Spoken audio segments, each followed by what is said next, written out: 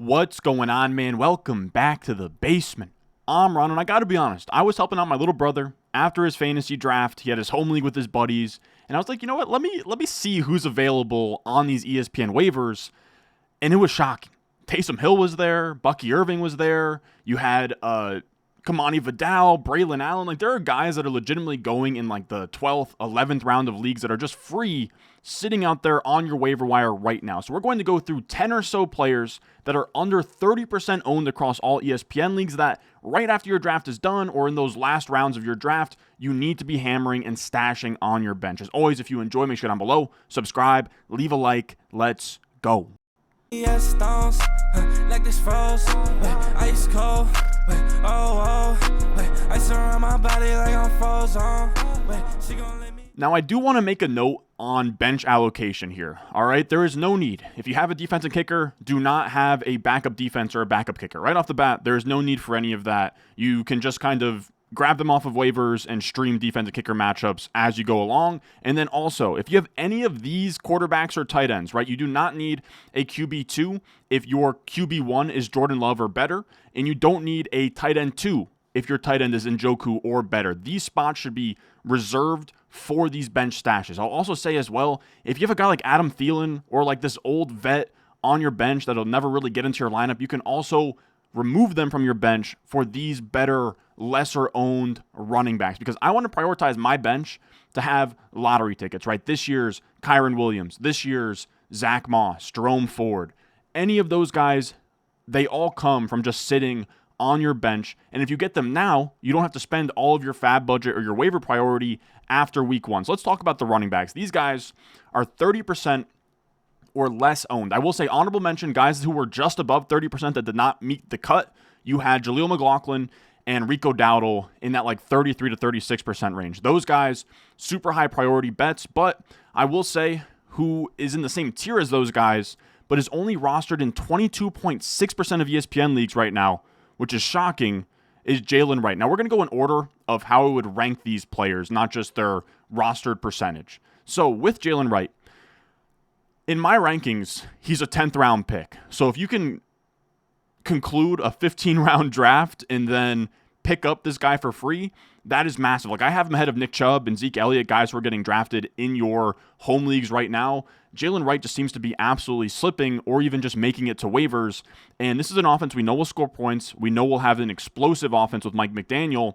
And Jaylen Wright fits right in. He is a rookie running back. He was drafted on round 4 as a perfect scheme fit for this Mike McDaniel offense, right? All of his running backs, Achane, Mostert, 4.3 speed. You can see here, Jaylen Wright, 4.3 speed, 38-inch vertical, 11-foot broad jump. But the crazy part about him is that he comes into this backfield as the heaviest running back. He is heavier than Achane, and he has 15 pounds on Raheem Mostert, despite also having that 4.3 speed. So he's like the biggest size speed specimen in this backfield. He can catch passes. He can do it all. He looked really good in the preseason. And then he also has this dual functionality as a handcuff. I don't think that he's going to be startable as the RB3 in this offense, but what I do know is that with Achane and Mostert splitting reps, neither of them being this workhorse 20-plus touch per game guy, if either of them goes down, if Mostert goes down, if Achane goes down, both of these guys being sub 200 pounds and being a little bit fragile in years past, you have a guy here that gets slotted right in, and even as the 1B in this offense, would be startable as like a high-end RB3, and if he somehow beat out Mostert or something into the RB1 spot, we're really cooking. And this is the perfect upside swing for your bench. Very similar here. We have, I would put in a tier below your McLaughlin, Dowdle, Jaylen Wright, would be this next group of running backs with Ray Davis first. Only rostered in 13.6% of leagues, which is crazy. I would take him in like the 11th or 12th round here. And this is what we're working with. Right now, Vegas has the Bills offense projected to score the 5th most touchdowns. That's a lot of touchdowns. And then here we have Joe Brady as OC. And Jacob Gibbs points out here, over his time with the Panthers and the Bills last year, he has 42 rushing touchdowns, 36 passing touchdowns, and a 39% red zone pass rate.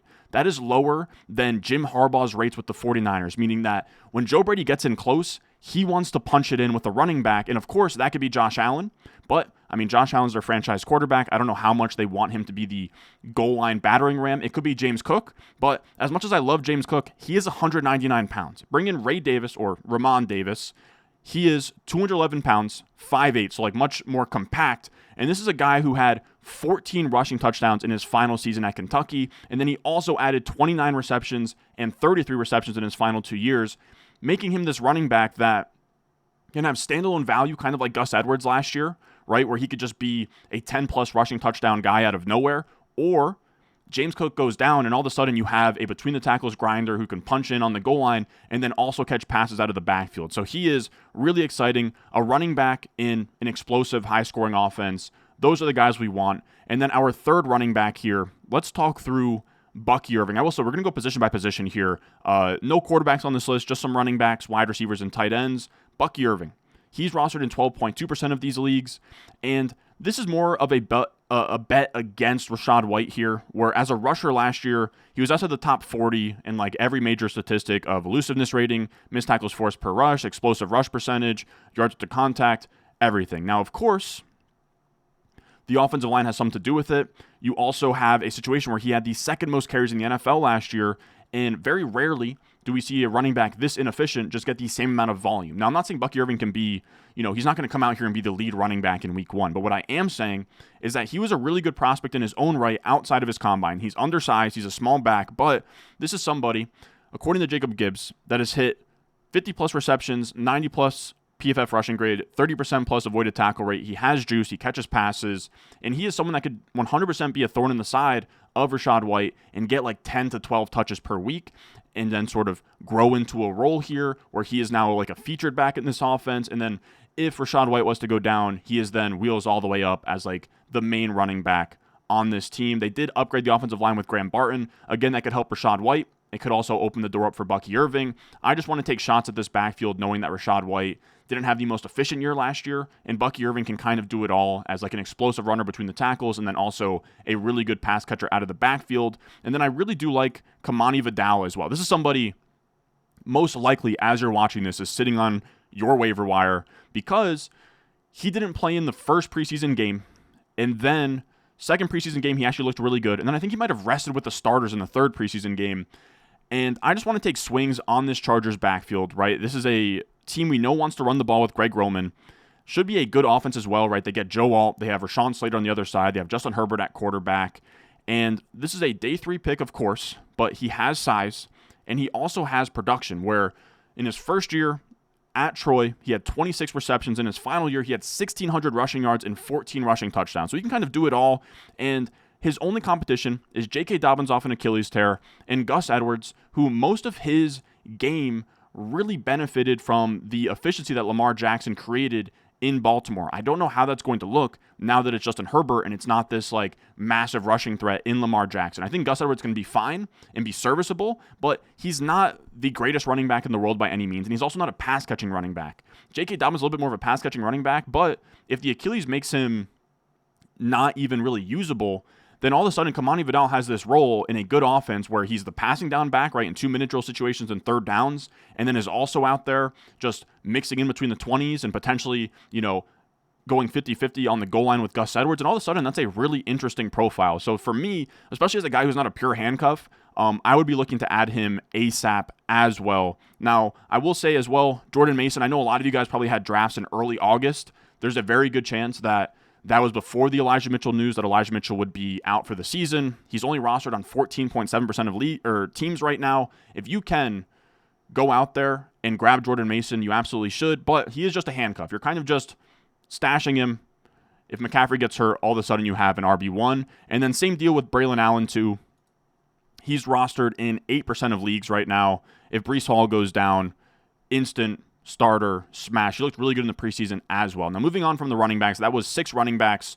We have 3 wide receivers I want to talk about. I will say, if you are a, subscriber of this channel and you are drafting a lot of wide receivers early, like you should be, wide receivers through the flex plus 1 or 2, you don't have to grab these wide receivers. This is really like if you started double hero RB, 2 running backs up top, and you feel thin about your wide receivers, or if you drafted like 3 running backs through the first 5 rounds and you still feel really bad about your receivers, these are some guys I think I would pick up and stash. This one is just, insane. Davon Wicks is rostered in just 19.4% of ESPN leagues. And you guys know, I would take him as high as like the 9th round, Davon Wicks, if I had to.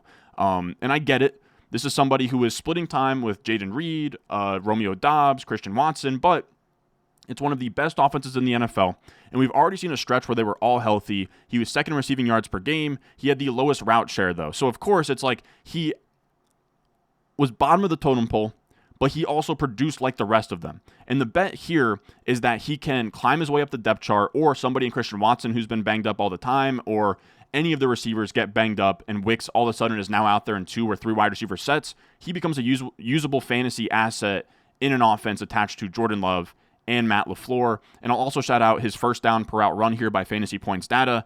Everybody on this list is a stud, right? Tyreek Hill, Ayuk, Jefferson, Amon-Ra St. Brown, all the way down to Rashee Rice, Keenan Allen, DJ Moore, Tank Dell, Jamar Chase. Davon Wicks is sitting right there at 13th. I think he can play. It just comes down to him getting onto the field, which is why he's a good stash. You're not going to start him early in the year, but things could break his way, and all of a sudden he is a flex play down the stretch. Now, the last 2 receivers we're going to mention here are rookies. And the big thing to know with rookies, this is a really good tweet by Jack Miller, and it still holds true, right? This is from 2018 to 2020, but if you want to zoom in on 2023, you had Adam Thielen start strong and then kind of tail off. Similar idea with like Jacoby Myers. Other side of the coin, Rashee Rice wasn't startable through 10 weeks and then was a playoff league winner down the stretch. And last year you had, from weeks 10 on, Rashee Rice, Zay Flowers, Puka Nacua, and Jayden Reed, all as top 24 wide receivers. That's the hope here. Jaylen Polk was drafted in the 2nd round, which is really high draft capital for a guy who's only rostered on 26.4% of ESPN leagues. He's not the greatest prospect in the world. Matt Harmon sort of compared him to Robert Woods, which is like a fine comp. And then he's also potentially already out there in 2 wide receiver sets for the Patriots. His only other competition is fellow rookie Javon Baker. It's like Kendrick Bourne, Juju Smith-Schuster's gone, Demario Douglas, but he's going to be in the slot, so that's not a big deal either. And then like KJ Osborne. So he could potentially lead this team in targets. And then you also have the added upside of course, the Patriots offense isn't all that sexy, but if Drake May is really good, he raises the ceiling of this offense, and that becomes really interesting for Jaylen Polk. I've been taking him a lot in like the 11th and 12th round. If he's just for free on your waivers and you feel weak at wide receiver, he is a really good pickup. Now, this is probably for a deeper league out there, but similar idea with a rookie wide receiver with upside. It is Jalen McMillan. He is only 2.5% rostered on ESPN, and he is also a rookie. He was taken in the 3rd round, and his metrics and Jaylen Polk's metrics definitely were hurt or, kind of not as good as they could have been because Rome Odunze was in that same offense, but they were still both drafted.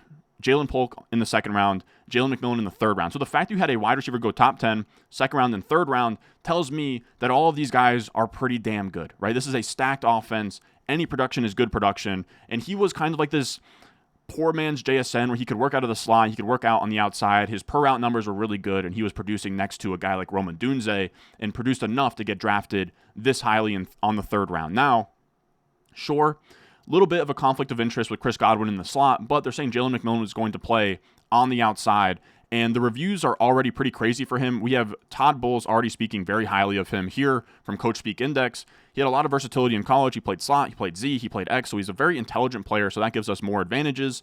This is very bullish on McMillan. Bowles classifies non-Evans Godwin's receivers as being behind McMillan. And with Chris Godwin in line to see a huge spike in slot snaps, McMillan's ability to play on the outside is huge for the Bucs offense. And I think the idea here is that even though Trey Palmer had flashes last year and they do like Trey Palmer, the fact that Jalen McMillan is, I wouldn't call it out of position, but I would have really thought that if he was going to play right away, it would have been from the slot. The fact that he's already earned the respect to play on the outside with Chris Godwin on the inside, that's pretty huge. And then if Chris Godwin was to ever go down, he kind of has like this hidden handcuff ability of he'd play in the slot, he'd play on the outside, and kind of be a focal point in that intermediate area as Mike Evans works over top. So he's very interesting as just like a stash. And then we'll get to tight ends. Now, this is technically our 10th player here. We're going to go through 12. We're going to keep it 10 for the title, but this one we did break our rule, all right?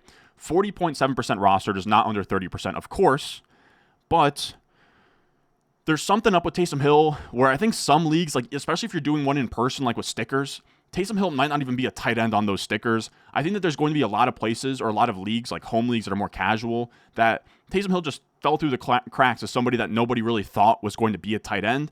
And I'll be honest, I think it's kind of cheese for him to be tight end in the first place. But if he's a tight end on your site and in your league, go grab him. My little brother, he drafted Freiermuth, and then he drafted Dak Prescott and Justin Fields. I told him, hey, if you're going to draft Dak Prescott, you don't need Justin Fields on the bench. So he cuts Justin Fields, and Taysom Hill is sitting there on waivers. I'm like, dude, like, you got to go grab him. I know it's like cheesy and it's not great, but if he's out there, you got to go get him. He's not a traditional tight end. Scott Barrett had a tweet here from his final game of preseason.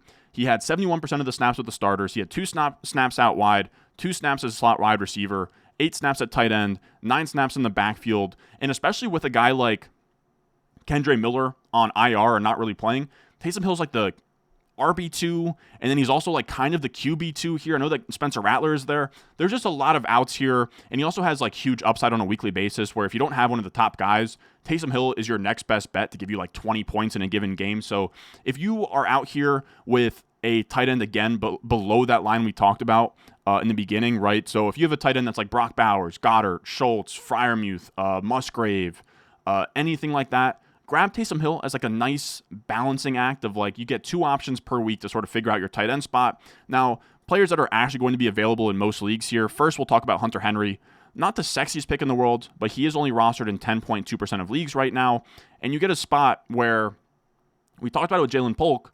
There's not a lot of options in this passing game. And somebody that I really respect when it comes to tight ends, at Coupe Fiasco on Twitter, and I believe it's Andrew Cooper, he says, when we look at the tight ends that finish top 5 without being a top 2 target on their team, the results are equally scarce. Evan Ingram managed to pull it off in 2022, and then you also have Robert Tonyan in 2020, and then you have Martellus Bennett in 2014. So only 3 over the last decade have finished in the top 5 of tight ends without being a top 2 target on their team. It's a very huge thing we should be looking for with tight ends. We want them to have a lot of targets. Last year, that was Sam Laporta next to Amon-Ra St. Brown, of course. And that could be Hunter Henry this year in an offense that gets a boost at quarterback with Drake May down the stretch of this season.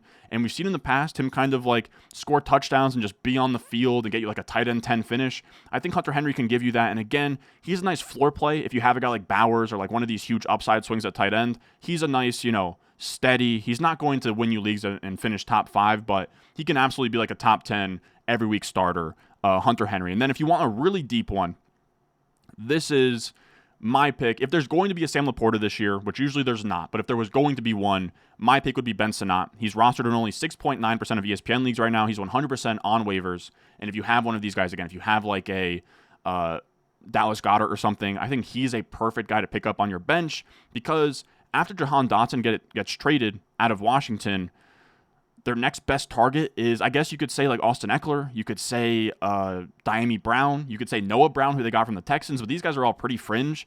And I know that Zach Ertz is there. You could throw Zach Ertz in that mix as well. But if somebody was going to have massive upside to be a league winner, it'd be Ben Sonat taking over Zach Ertz's role by midseason and then just being a monster down the stretch. He is a freaky tight end, better RAS score than Sam Laporta, 6'3", 250 pounds, 4.68 speed, 40-inch vertical, 10-foot broad, and then really, really good agility scores. So again, if anyone's going to do it, it'd be Ben Sonat. Just keep an eye on him as a nice stash, especially in deeper leagues. Now that's going to do it for us today.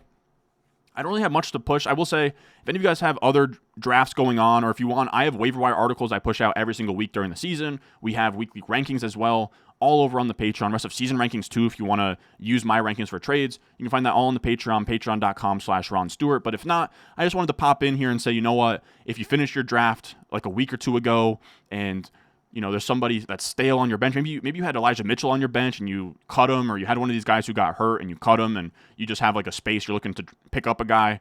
Those would be my 10 to 12 that I would be looking at off of the waiver wire across most of these sites, I imagine. So with all that being said, if you enjoy, leave a like, subscribe, and I will see y'all in the next one.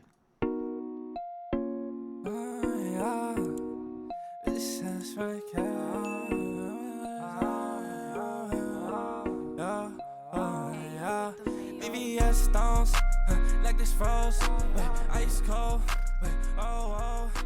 ice around my body like I'm